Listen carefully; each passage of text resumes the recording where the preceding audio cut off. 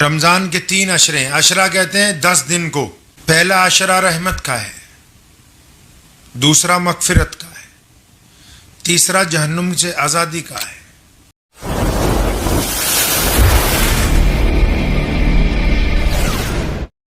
شروع اللہ تعالیٰ کے نام سے جو بڑا مہربان اور نہایت ہی رحم کرنے والا ہے. رمضان المبارک کا آج پہلا روزہ ہے اور دوسری تراویح آپ تمام حضرات پڑھ کے الحمدللہ فارغ ہو چکے ہوں گے. پیارے نبی حضرت محمد رسول اللہ صلی اللہ تعالیٰ علیہ وسلم نے احادیث مبارکہ کے ذریعے ہمیں یہ بتایا ہے کہ رمضان المبارک یہ تینوں عشرے جو ہیں، پہلا عشرہ رحمت کا ہے، دوسرا مغفرت کا ہے اور تیسرا جہنم سے آزادی کا ہے. رمضان دراصل ایک انقلابی عبادت ہے جو انسان کو تبدیل کرنے کے لیے شروع کی گئی. جو لوگ روزہ رکھتے ہیں، روزہ در حقیقت ہاتھوں کا، آنکھوں کا، زبان کا، دل کا، نظریات کی پاکی کا، اور یہ روزہ تبھی کامیاب ہوتا ہے جب ہم اپنے دل سے برائیوں کو چھوڑ کے اچھائیوں کی طرف چلتے ہیں. 2 چیزوں کی رمضان میں بڑا اہتمام کیا جاتا ہے، ایک سحری کا اور ایک افطاری کا. آپ کو ایک اہم بات آج بتانا چاہتا ہوں کہ ہم سب جو سحری کرتے ہیں صبح کو، تو یہ سحری اللہ کے پیارے نبی حضرت محمد رسول اللہ صلی اللہ علیہ وسلم کی عطا کردہ ہے. رمضان کی جب ابتدا ہوئی تو اس میں سحری نہیں تھی. دستور یہ تھا کہ افطار کے وقت جب روزہ کھولا جاتا تھا تو جو کچھ بھی کھاتے پیتے تھے، اس کے بعد جب آنکھ لگ جاتی یا آرام کیا جاتا تو جب آنکھ کھلتی تو اگلا روزہ شروع ہو جاتا تھا. ایسا کوئی حکم نہیں تھا کہ آپ افطاری کے بعد نماز سے فارغ ہو کے آرام کریں اور پھر سحری کے وقت اٹھ کے صبح کو کچھ کھائیں پئیں. پہلے ایسا نہیں تھا. اللہ کے نبی صلی اللہ علیہ وسلم کے ایک صحابی ہیں حضرت قیس رضی اللہ تعالیٰ عنہ، مزدوری کرتے ہیں. شدت کی گرمی کے موسم میں شام کو گھر پہنچے، افطار کا بھی انتظام نہیں ہوا تھا، روزہ کھولنے کا وقت ہوا تو انہوں نے پانی کے ساتھ روزہ کھولا. تو اہلیہ کھانا تیار کر رہی تھی، اس دوران میں آنکھ لگ گئی. اب جب آنکھ کھلی تو دوسرا روزہ شروع ہو گیا. بڑے پریشان ہوئے تو یہ واقعہ نبی علیہ الصلوۃ والسلام کو بتایا گیا. تو جو لوگ یہ سمجھتے ہیں کہ سحری ابتدا سے تھی، ایسا نہیں تھا.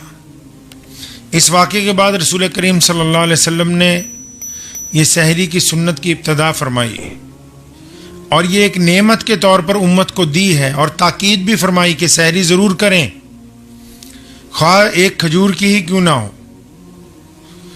تو ایسا پہلے نہیں تھا کہ روزے کے ساتھ سحری ہوتی تھی. یہ محمد رسول اللہ صلی اللہ علیہ وسلم نے ہمیں عطا کیے. روزہ پہلی امتوں میں بھی تھا، سحری نہیں تھی، افطار تھا.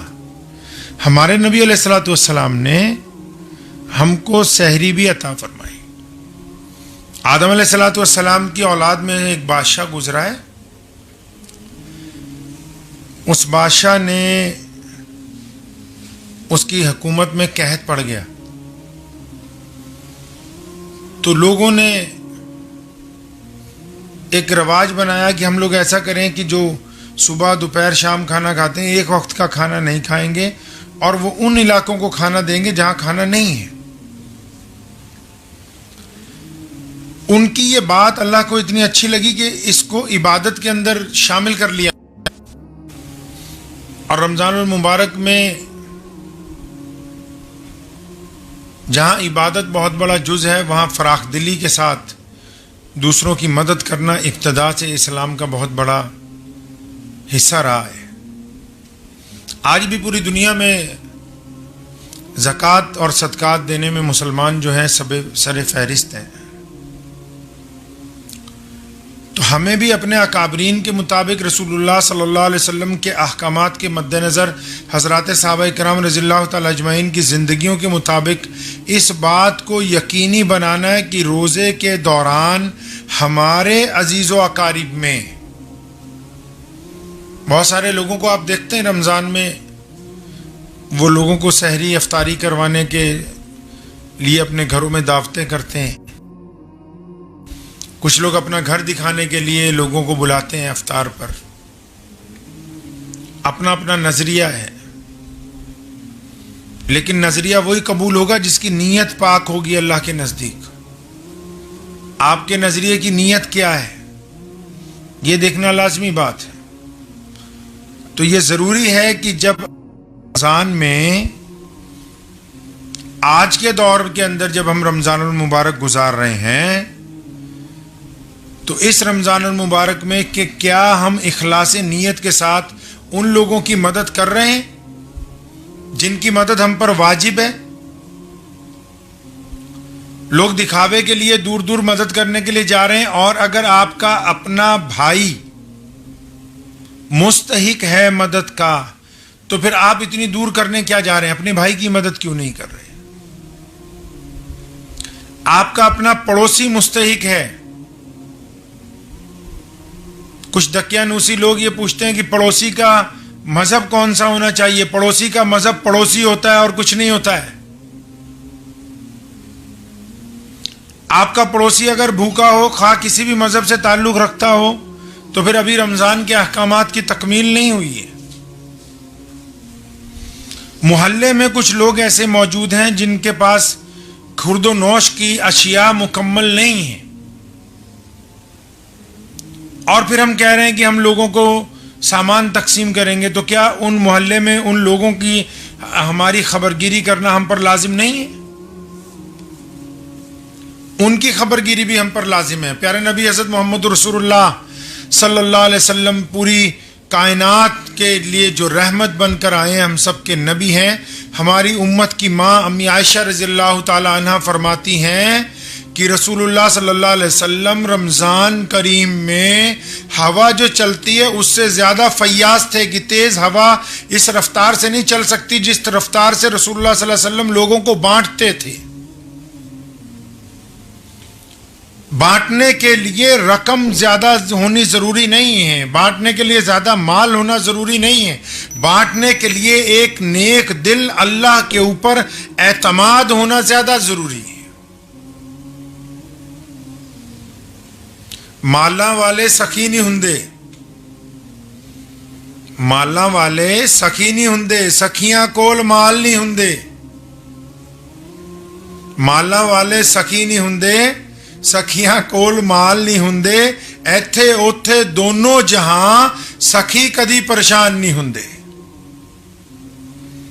اگر آپ میں جذبہ ہے تقسیم کرنے کا، آپ میں جذبہ ہے دوسرے کی مدد کرنے کا، تو آپ کے پاس مال کہاں سے آئے گا، کہاں سے اشیاء آئیں گی، کہاں سے خورد و نوش کا سامان آئے گا، یہ اللہ پر چھوڑیں۔ آپ ابتدا تو کریں،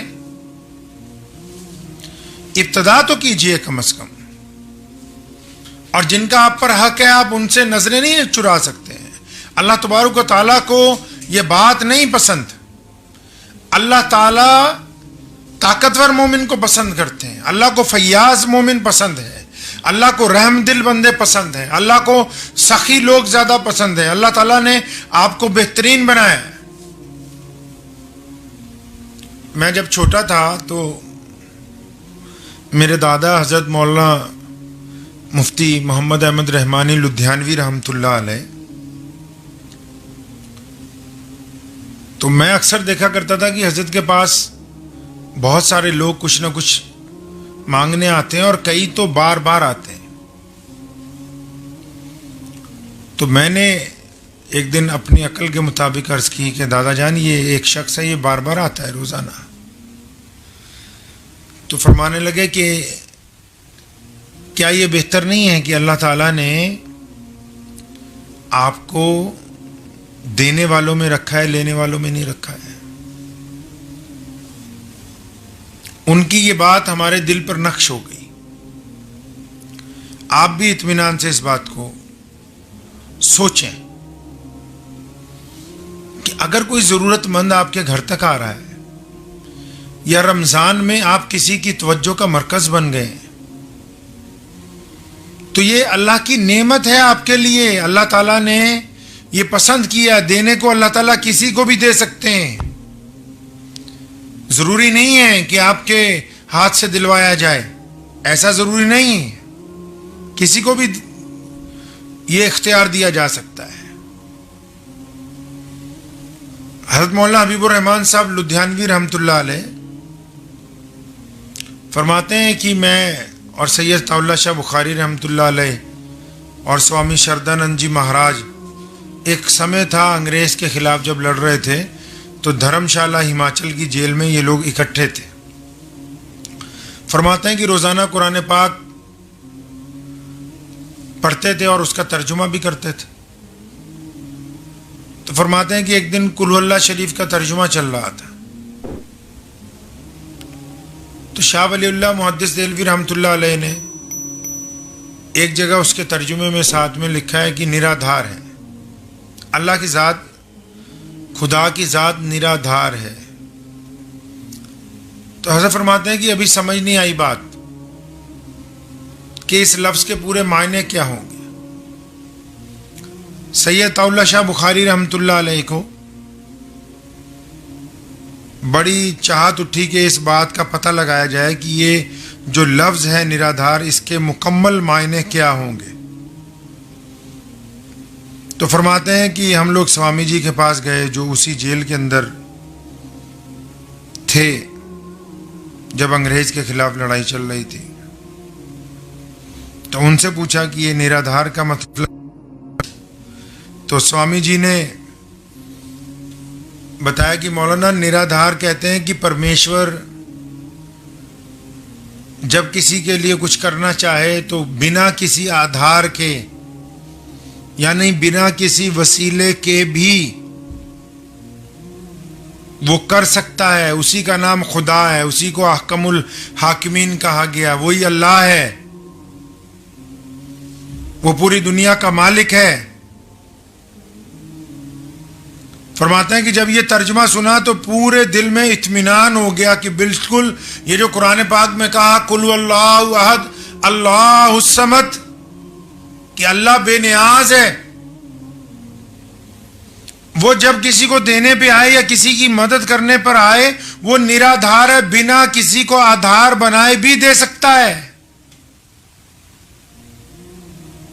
تو دادا ہمارے فرمایا کرتے تھے کہ یہ آپ بہتر نہیں ہے کہ آپ کو اللہ نے دینے والوں میں رکھا ہے، آپ لینے والوں میں نہیں ہیں؟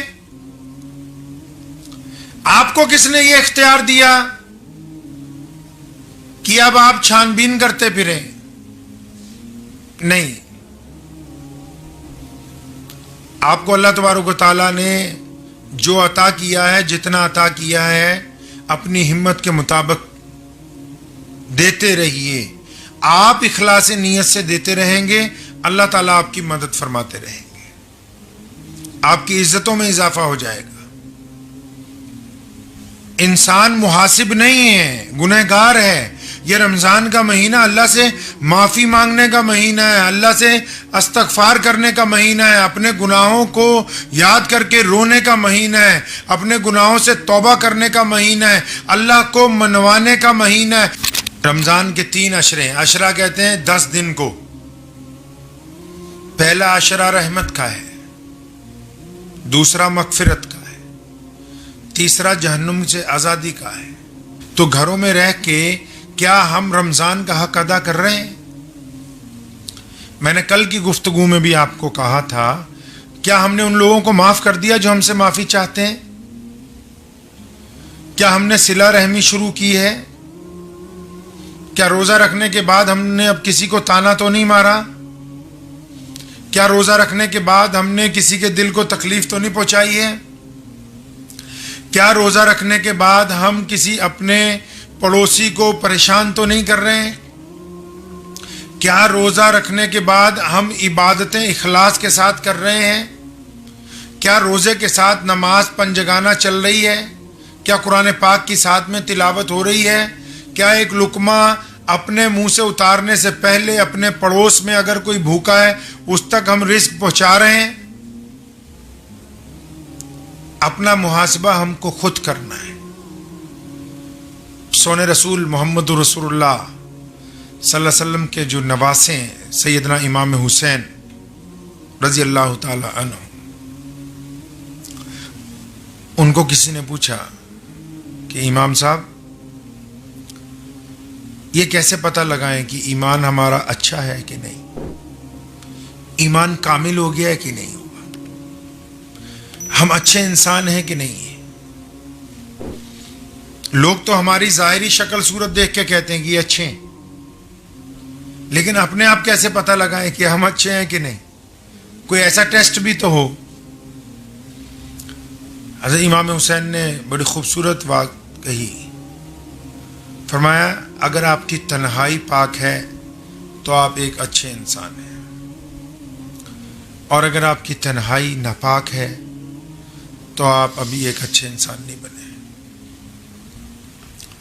تو آئیے رمضان کے اس پہلے روزے کی دوسری تراویح کی اس رات کو ذرا کچھ دیر اکیلے بیٹھ کے یا اپنے کمرے میں اکیلے آرام کے وقت اپنے بستر پہ آنکھیں بند کر کے ذرا سوچیں کہ ہماری تنہائی کیسی ہے۔ اگر اس تنہائی میں خدا کا خوف ہے، یہ تنہائی یہ کہتی ہے کہ یار تو نے فلاں کا دل دکھایا تھا معافی مانگ لے، یہ تنہائی یہ کہتی ہے کہ آج کے بعد ماں باپ سے بدتمیزی نہ کرنا، یہ تنہائی یہ کہتی ہے کہ کچھ ہو جائے میں حرام کا لقمہ اپنے حلق سے نہیں اتاروں گا، یہ تنہائی یہ کہتی ہے کہ میں دوسرے کی بہن بیٹی کی عزت کروں گا، یہ تنہائی اگر یہ کہتی ہے کہ میں اپنے بچوں کو نیک انسان بناؤں گا، یہ تنہائی اگر آپ کو اس بات پر آمادہ کرتی ہے کہ میں نے جو پچھلی زندگی میں گناہ کیے ہیں واقعی وہ گناہ ہیں، مجھے اللہ سے معافی مانگنی ہے، یہ تنہائی اگر پاک ہے تو پھر تو کوئی بات نہیں، اللہ آپ سے راضی ہیں اور آپ اس ٹیسٹ میں پاس آ گئے ہیں، آپ کے لیے خوشی کا موقع ہے۔